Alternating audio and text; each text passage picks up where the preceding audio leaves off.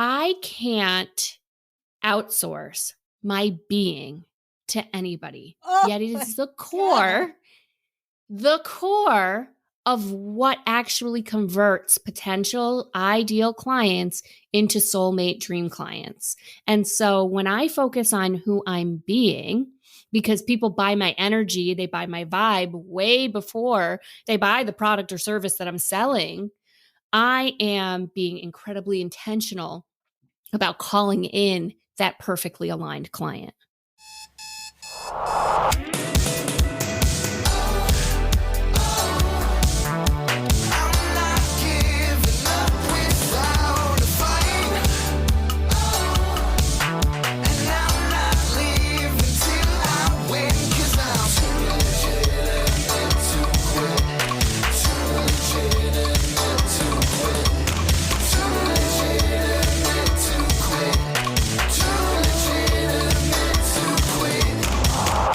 Welcome to Too Legitimate to Quit, instantly actionable small business strategies with a pop culture spin.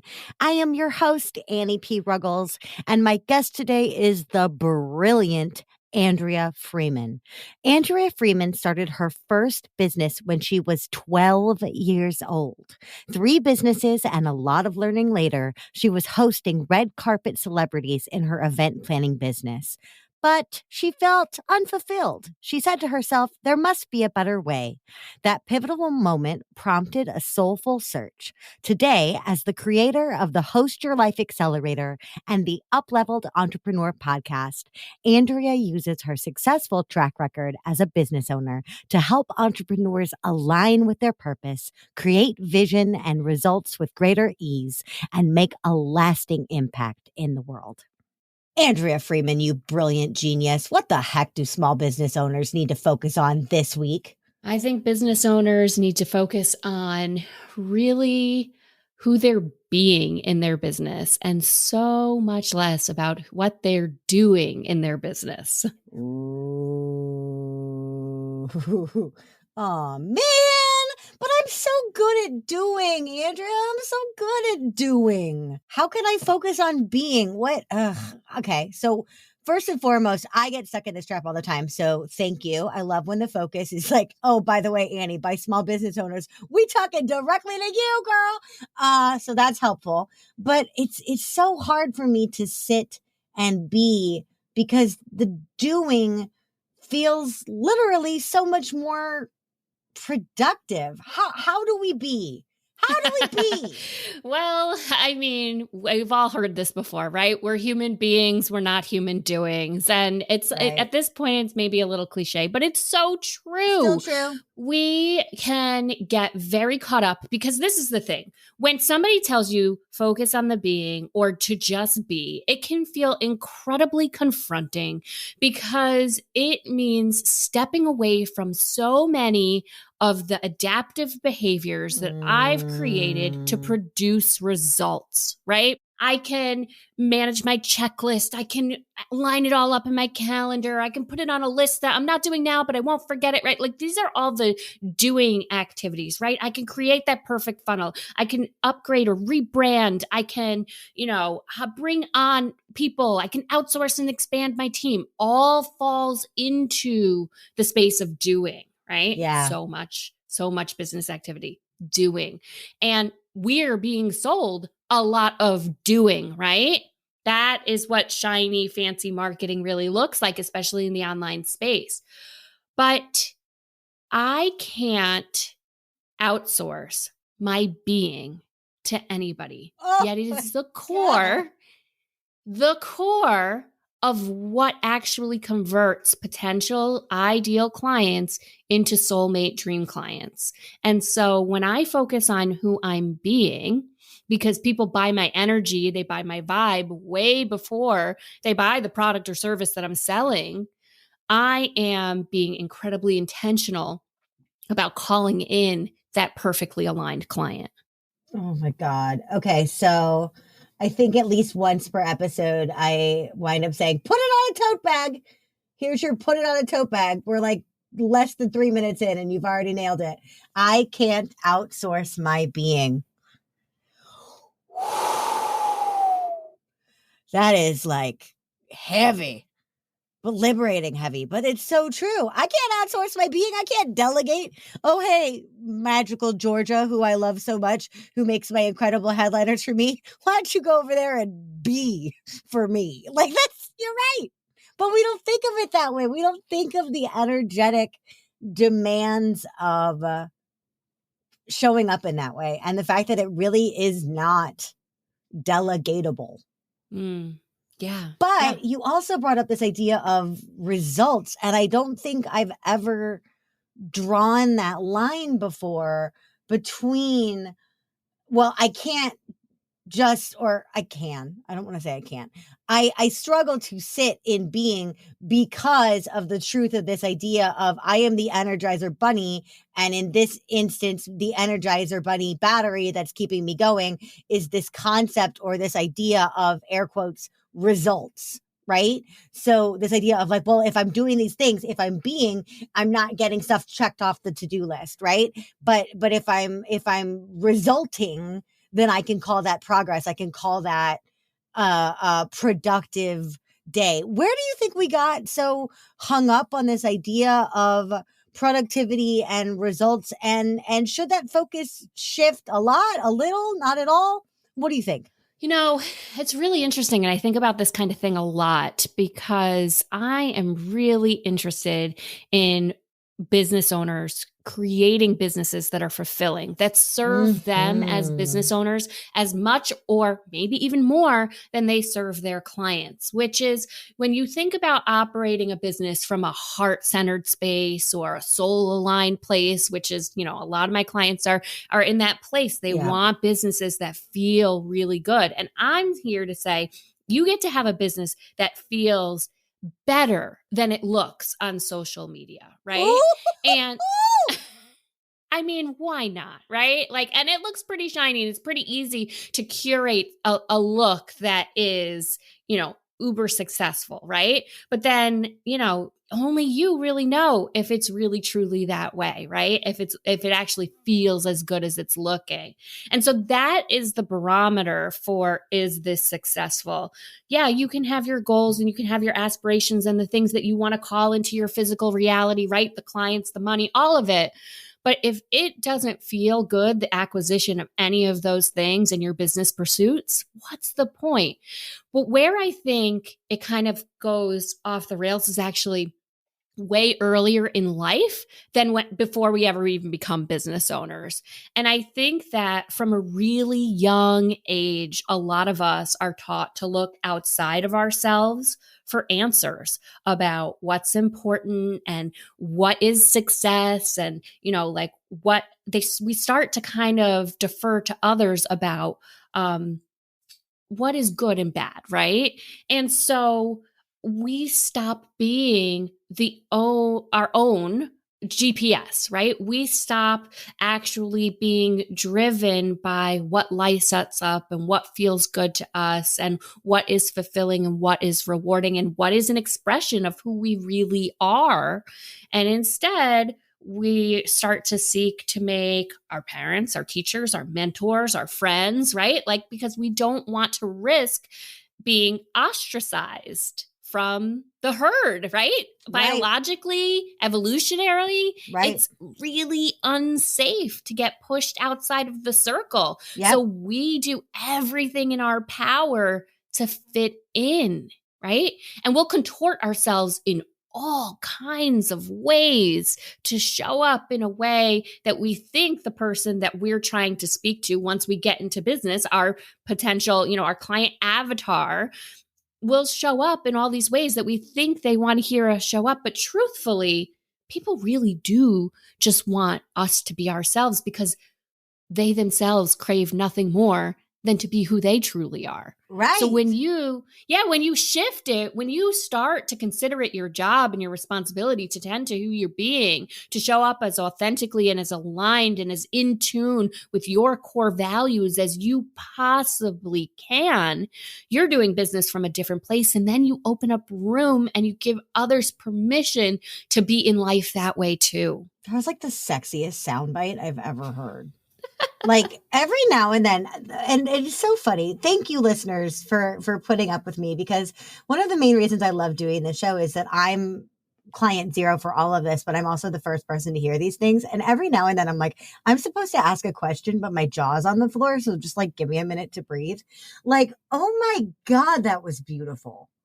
Like, let me just fangirl out on you for a minute. That was ridiculously good. Like, wow. But it was also, we hear so much about authenticity and we hear so much about alignment, and it's not like these are unique topics to you or to me, but when you give me an answer like that, the proof is in the pudding, right? You're saying like, let me show you what this actually feels like when someone just talks, when someone just is, when someone is just being. And so thank you not only for the great, advice there, but for the real world example of it. What do you think, knowing that this idea of authenticity is, or transparency or alignment, all of these things are so buzzy because they're important, like you said before, well, not to be cliches are cliches because there's truth in them largely. But what do you think people don't get or misunderstand about showing up authentically? What are the misconceptions or myths of putting yourself out there as you? Mm. Well, specifically the way that it pertains to a business owner. And I love your point about being client zero, because this could not be a better example of being client zero. Well, I was a celebrity event planner for years. And for years, I ran that business from a place of what I thought it should look like to be an event planner. I should be working with these kinds of people. I should be graduating from this kind of event to doing those kinds of events. I should be marketing in this way. I should have this kind of office space. I should be building a team. There was so much shoulding all over myself and all over my business Yes. that I did arrive in a place where outwardly it all looked very successful. And yet there was a huge gap between it looking successful and it feeling good, it feeling successful. And so one of the things that I realized, and this was an incredible privilege to be working in the space the way that I was with the kind of clients that I was working with, to be surrounded by ultra high performers, right? Red carpet celebrities, Yes. CEOs of major corporations, very high net worth individuals. I had a chance to really see very intimately behind the curtain because, I'm spending somewhere between 2 months to a year, maybe even 2 years working side by side with a client, a couple, an individual, all kinds of scenarios, but all very high performers. And I started to recognize that there were some really common traits, some really common threads, and some really common practices that they all had.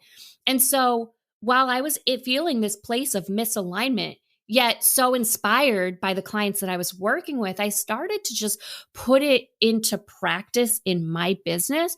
And what I ultimately realized is, I call it being a host in your life, that really high performers who are focused on who they're being and living from a really authentic place know how to host their life. And here's what I mean by that, right? When you are thinking about like parties, right? I was a party planner, I was an event planner. There are two ways that you can show up to a party. You can be the guest, right? You're invited. So you don't have a say in the food, the music, who's invited, like really none of it. You just show up and you take what's offered, right? Right. That's like looking around in your business and like, what's everybody else doing? How should I be marketing? That's when you're getting caught up in everybody else's sales funnels, right? Like this, I need this new thing and I should try that new tactic. And you're jumping around and you're jumping around and you eventually end up in a very common place called, I've tried everything. This might not be for me, or I just can't do it right. So the alternative to that is that you could be a host in your life and in your business. And this is what that means. When you're a host, the H means that you honor your why. You've got a really clear, dialed in why. It trues you up. It serves as your guiding post. It allows you to true up to your core values and the things that are most important to you and keep that at the forefront.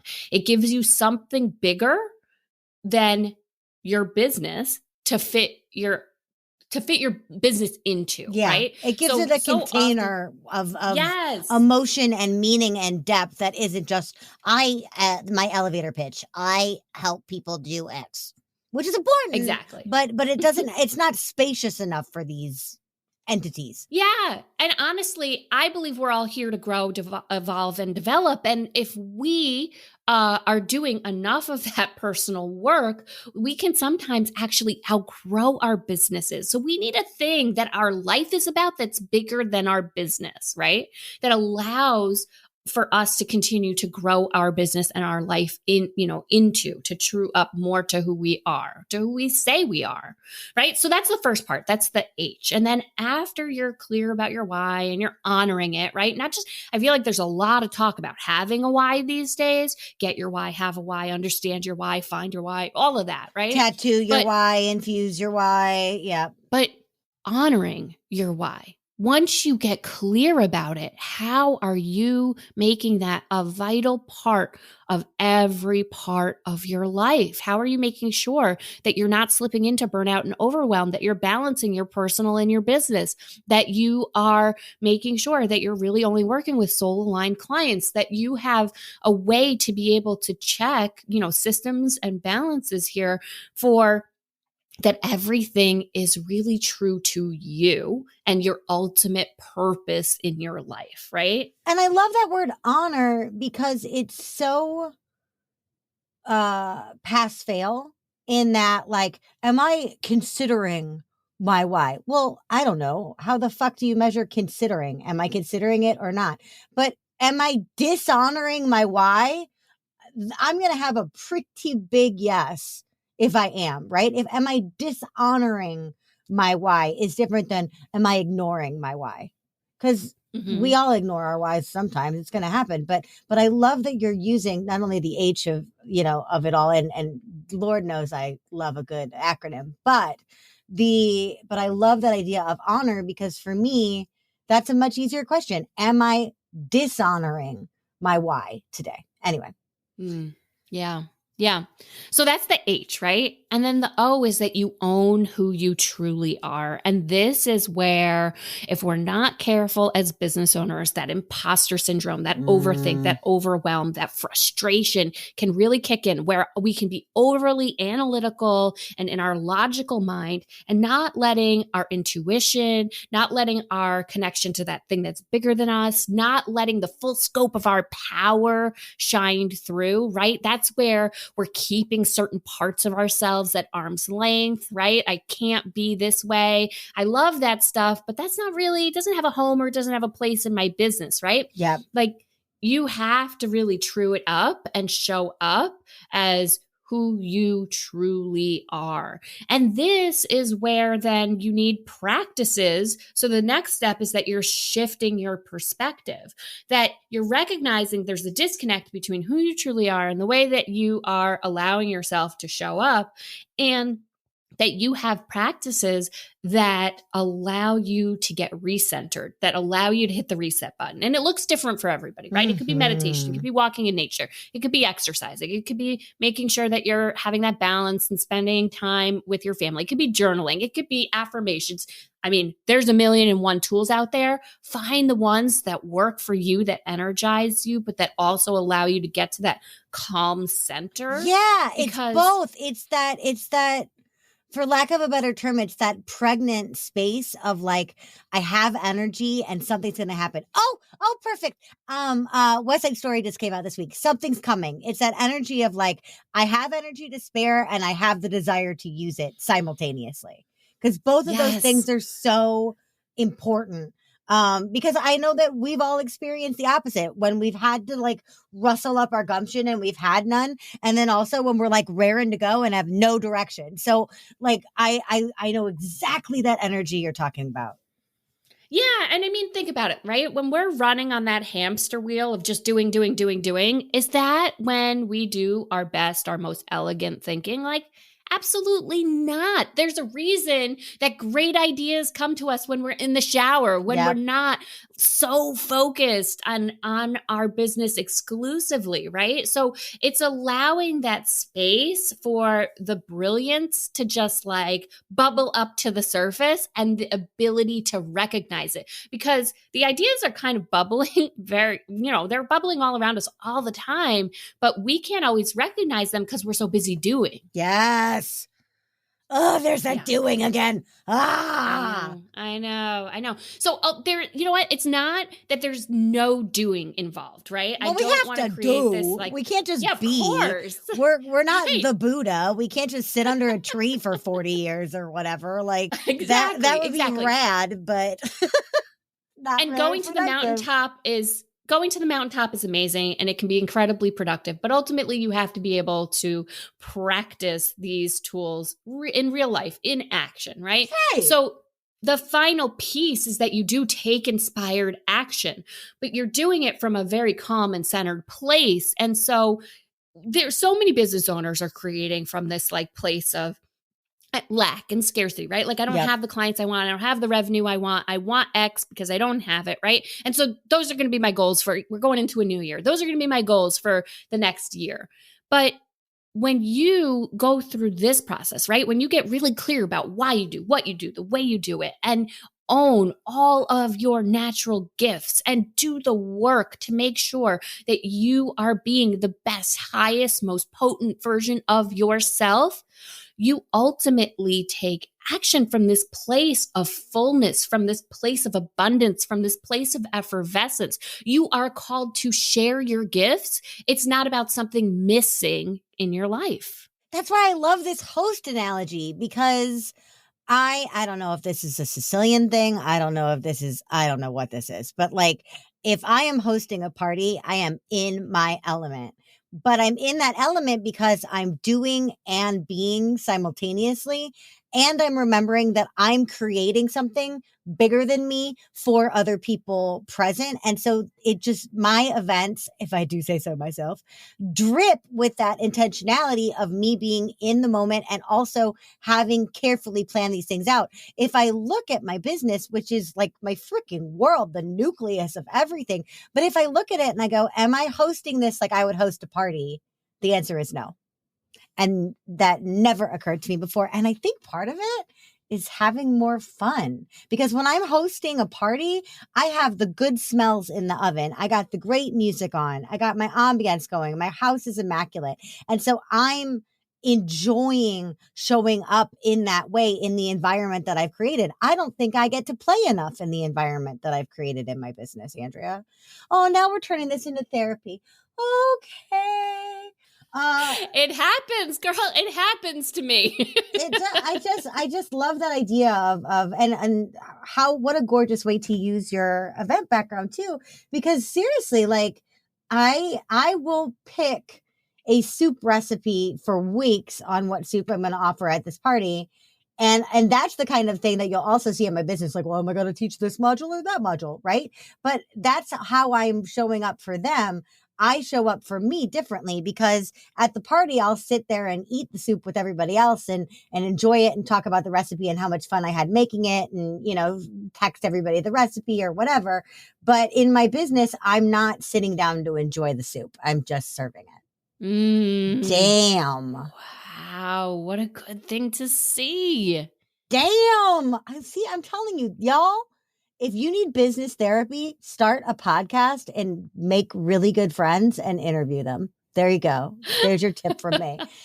All right. I don't know how we're going to make this transition happen, but we're going to make this transition happen because I just led us towards soup. So from party hosting and soup and being and doing and all of this, curveball, baby. What the heck does any of this have to do with this term that you used with me earlier? Rogue CIA agents and the movies that feature them. What the heck does any of this hosting have to do with international espionage and nefarious forces at play? I mean, we could go really deep with this, I think. Go as deep as you want, my darling. It's all yours. You know, that's a great question. I'm drawn to these kinds of movies. I don't know what it is about like that person who's got their back up against the wall Yeah. and you're like, how the heck are they going to get out of this situation? And they're so virtuous and there's something a little bit wrong about what they're doing, but like, I can't wait to see how this ends, right? Yeah. I mean, suspense, thrillers, like I'm here for it. So how does this play into being a host? I mean, honestly, there's a lot of doing in those, but it's not a lot of overthinking that happens You in a lot of can't those scenes overthink in in those this. movies. No, all you can do is be. Well, because otherwise All you're you going to can get do. literally shot. Yeah. Like I'm Mhm. thinking about the word that's coming up for me in this is instinct, right? Because they have all the Yes. training, but the training Yep. is not, they can't sit there and go, well, according to the manual, I should shoot this person in the knee. They're just like, bop, bop, bop, bop, bop, bop, bop, because they're literally jumping out a window, right? So like, they can't really very well go, which of the arteries do I want to hit right now? They're like, oh, I got to throw this chair out the window in time to catch the helicopter with my bare hands. Pop, pop, pop, pop, pop, pop, pop. Okay. Yeah. I mean, and we could like, right, that's intuition, instinct. I love what you said. Like, yeah, they're not getting into overthink. They're not getting into really, there's no overwhelm. You never see them like sit down and be like, can I handle this? Like, and have a crisis. Like, that just never happens. They always are confident, right? That they have what it takes and that that their training and everything that they've done up until this point in time is going to get them through this crisis, right? Oh, God. I mean, I'm freaking dying because this is also like at point of recording. We're in 2021, about to be in 2022. And this has been the international year of Ted Lasso, which has been called the White Men Have Feelings show. And so now I'm just imagining a mashup of like a Jason Bourne type guy with Ted Lasso type feelings, where you just see him like sitting on his like random hotel bed in Geneva being like, filling out his little like journal, doing his affirmations, Jason Bourne's affirmations. I am powerful. I am kind. Like, no, that's ridiculous. Like sitting there, like doing his meditations. That's funny. Or like crying, like, God, I really should have shot that guy better today. Shucks. Guess I got to do better tomorrow, Jason Bourne. Like, but you're right, because it's like you just have to and it's not about being sloppy, and it's not about rushing or just like, panicking. It's deliberate, but it is that idea of like, and now I must act, and therefore this is what I shall do. yeah, and this is the thing. I really do truly believe that as human beings, we are really here in this lifetime to thrive, that our most important job is to be able to receive from the universe, from God, from the divine, whatever you call it, right? From your higher self, all of the things that you deeply desire. Like, truly, you are here to thrive in this lifetime. And not a single one of us is so special that we've been singled out by the universe, that everybody else here gets to thrive except you, right? So if you really dial into, and this is what I mean when I talk about owning who you truly are, that you're here to thrive. Like, there's no more second guessing it. You just be from that place that you are meant to succeed. You are meant to receive and have all of the things that you deeply desire. Then you can just be in action in a really aligned way. Yes, there's no room for second guessing in that space. There's not. There just isn't. When are you going to second guess? When you're falling out a window? Like, I don't know why. I keep seeing like The Matrix, and I know that we're talking about rogue CIA agents, but for some reason today in my brain, when I'm pulling up all of these images, everybody is just falling out of windows, shooting upwards. I don't know why. I don't know how many movies that actually happens in, but I can just watch. I'm just watching all of these white men in my brain just like fall. I'm like, there goes Matt Damon. There goes Liam Neeson. There goes Keanu. They're just falling out of these windows. I don't know why. But, you can't be like, maybe I shouldn't have jumped. Too late, babe. Too late. Exactly. That point that you made about instinct, and, I very often talk about dialing into and leaning into your intuition. Yeah. It could not be more the heart of, I guess, these movies. I just love like, the climax of like, they're about to get the kidnapped kid back or whatever. And then they just stop and they're like, maybe I should have taken a job with a 401k. Like, no, get the kid. Yes. There's a sniper aiming at you. Go do something. Act. Oh my God. Well, because that's the other thing is like most of us, luckily, in our jobs, even though our jobs are extremely demanding and important, most of us do not have international espionage to deal with. Most of us. Most of us, right? I mean, we may have like a semi-cranky client that day, but most of us aren't dealing with like international arms dealers with like shark tanks in their basement. So, I mean, now I've gone like straight into old Bond, right? Like I really do kind of miss, not that the new Bonds aren't lovely, but there's something about like the old Bonds and the old Batman with like that fabulous camp in it of like, this is just the goofiest thing in the world. And that's even Oh. less second guessing because they're like, I'm going to wander in and look like a complete douche, but I'm not going to second guess it. So people are going to think it's charming. Like, well, okay. I mean, I feel like every movie involves a certain suspension of disbelief, right? Like you do have to just like roll with it. And you know what? Yeah, that actually might be really useful in our own lives. If we could not get sucked into that overwhelming like paralysis by analysis situation, Yes. that would be really, really helpful because there's no, and listen, like look at Host Your Life, look at any other system, 5 steps, 7 steps. I don't care what system you're looking at. None of those systems say pause, overanalyze until you're 100% comfortable. Stop. None of them. Read your Yelp reviews and cry. Like, right. No. I mean, I think that's the thing with these rogue CIA agents. They're rogue, whatever the agency is. They're agents, but they're rogues. And I think that's also really funny because you never see the like establishing of these young whippersnappers.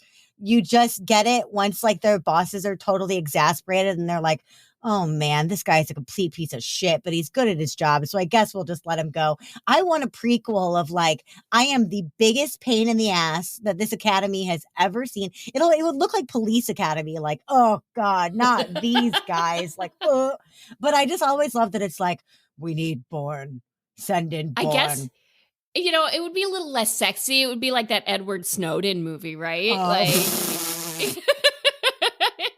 like, and like he just lives this expatriate life and, he just can't come back to the country. It's like, it's actually not that thrilling. Wait. Meanwhile, and then like the Clarice Starlings of the world, like she doesn't get to be a rogue CIA agent. She gets to do some crazy stuff at the end. But the whole reason why Starling got pushed up in the FBI so fast was because she was like totally typical, normal, and female and high achieving and responsible. So they're like, hey, opposite of a rogue CIA agent, a standard Dana Scully high performing female agent.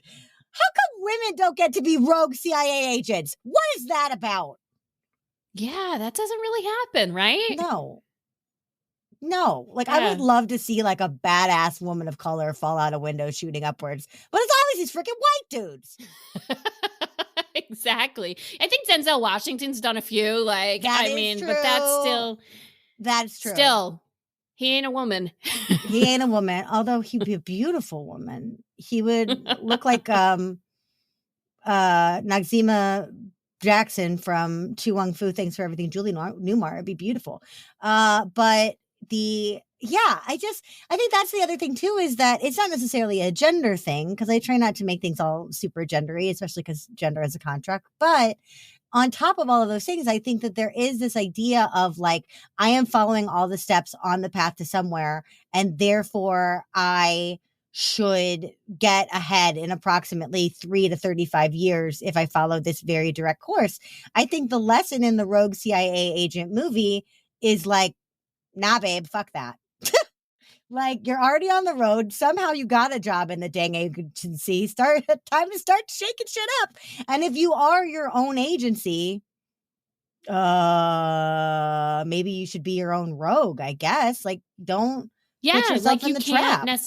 you can't necessarily fit into that box, right? Like that is not, that kind of conformity doesn't really work for everyone, and it certainly doesn't allow for a whole lot of authenticity and, alignment to who you truly are very often. Yeah. Because it's messy, it's gritty, it's real. But also on the flip of that, when it's not being messy and gritty, it's still real. And in that, it's awe-inspiring because it's potent. Yeah, that's I think what it is to be human, right? Like, it's very hard to really truly understand what anyone else is going through or dealing with in their life, and what it is to be in their shoes for real, because it's complicated and it's nuanced. Yeah, it is. And that's why I just love how all of this is kind of feeding in on itself, because it is so nuanced and it is so complex.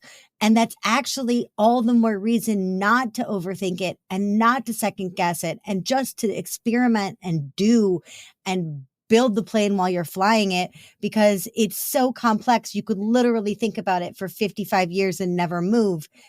That's not going to work. The complexity seems like it's a reason to double down on learning it, but really it's a call to just jump out the window and be it. Totally. Damn, girl, we're getting deep today. I had a feeling it could go there. I mean, I don't know why I'm ever surprised. I'm always just like, this is amazing. Well, yeah, duh. But I love how vain I am today about the show. I'm so vain. This song is about me. It's my podcast. I'm a rogue CIA agent in my own life. Okay, I got 2 more questions for you. The first question, oh boy. Oh, I could go in so many directions on this one, but let's there's always a supervillain. There has to be a supervillain, right? Otherwise the rogue CIA agent has no reason to go rogue. A supervillain, person or entity, up to you, has kidnapped a precious commodity of your business. Who took it? What did they take? And how are you going to snatch it back in the most roguelike manner possible?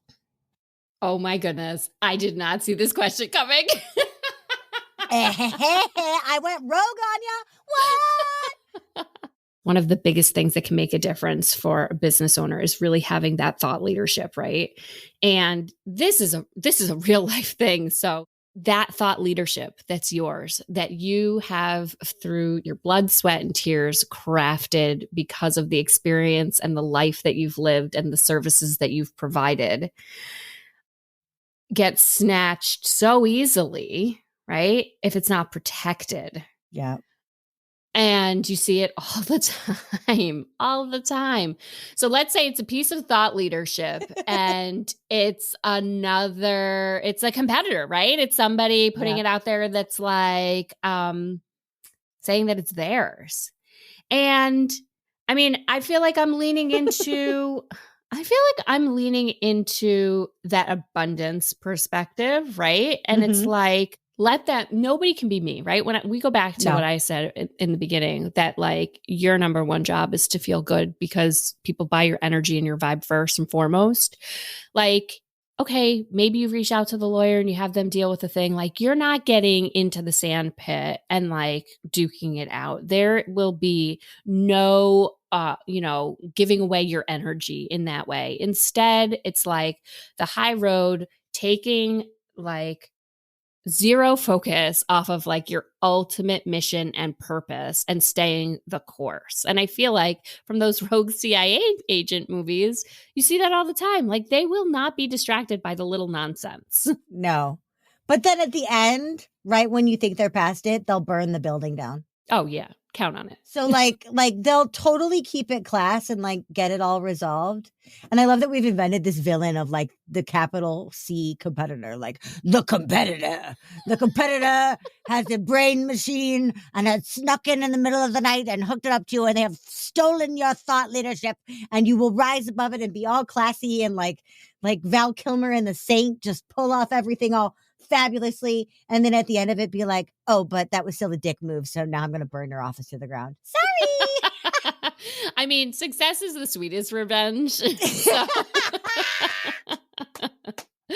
I'm a little more like that. See, and therein lies the rub of different strokes for different folks. You're like, you know what? I could keep it classy and just have my sweet, sweet smell of, revenge success. And I'm like, yeah, I could also do that and burn their office down. So maybe I'm just more of a pyro than you. To each their own, everybody. Arson is not encouraged here on Too Legitimate to Quit, but do what you got to do out there, y'all. Wow, are we off the rails? This is hysterical. Okay, well, if someone needs your particular brand of keeping it classy in a non-arson way, and if they want to explore more this idea that I so love of hosting your life and being a host in the business that is fueling your life, how do they find you? How do they reach out to you? Yeah, so I'm super active on Instagram, and my handle over there is @afreeman_Insta. And, I have a podcast also that's about so much of what it takes to up-level in your business. It's called The Up-Leveled Entrepreneur. So those are the two places. Yeah, those are the two places. Well, I love your show. I was so delighted to be a guest on your show. I can't wait to put both of these episodes out together. But every single time I get to sit down with you, you are so gracious and so giving, and we have such a blast. Thank you so much for being here today. Awesome. Thanks for having me, Annie. Everybody, I will be back in just a second with my final thought and your homework for the week. No guns, no fires. Don't worry.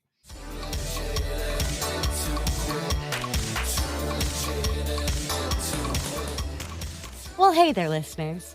You can't outsource your being.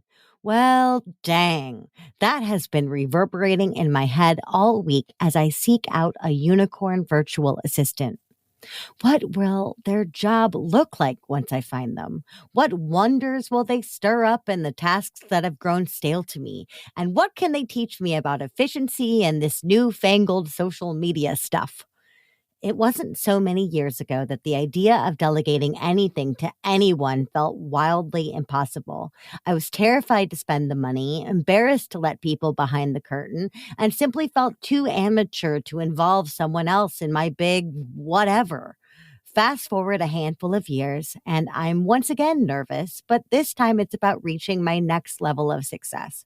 As such, I've been getting a lot of downright stellar advice lately on my own business, and much of it is about streamlining things down to the tasks that truly matter to me and to my clients. Moreover, the tasks that only I can do. Well, at least in the way that I do them. Namely, I'm being encouraged to double down on podcasting and teaching and slim down on, everything else. Do I really need to be making all my own social media images? No. Will I pout over not getting to play on Canva anymore? Absolutely. And then I'll remind myself how much better that time could be spent out solving problems or recharging in between them. Your homework this week is to join me in looking at the non-essential tasks that eat your life and pull you away from your zone of genius. Maybe you don't have the budget to hire an army yet, and that's okay. You are not exempt from this week's homework. Ask yourself, do I really need to be doing this thing at all? Is it still benefiting me? Is the strategy still sound? And is it worth the time and energy it takes? And if you do have adoring extra hands and brains inside your business, what tasks, if properly delegated, would free up just one more precious hour in your work week? And how could that hour be spent blowing prospects' minds or working on that bucket list project? Your book isn't going to write it itself, but someone else can certainly post your tweets.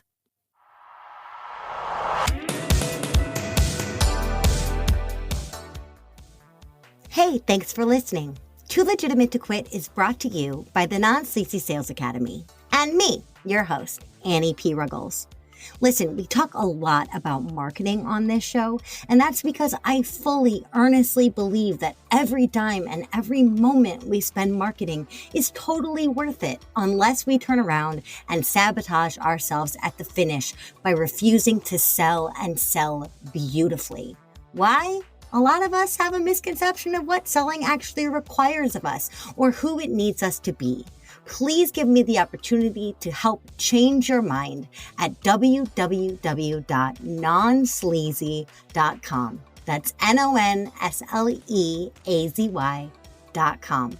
Big shout out to the fabulous dudes who help make this show what it is. My producer and editor, Andrew Sims of Hypable Impact, my composer, Riley Herbastio, and my show artist, Francois Vigneault. They're all fabulous, and I'd be glad to introduce you.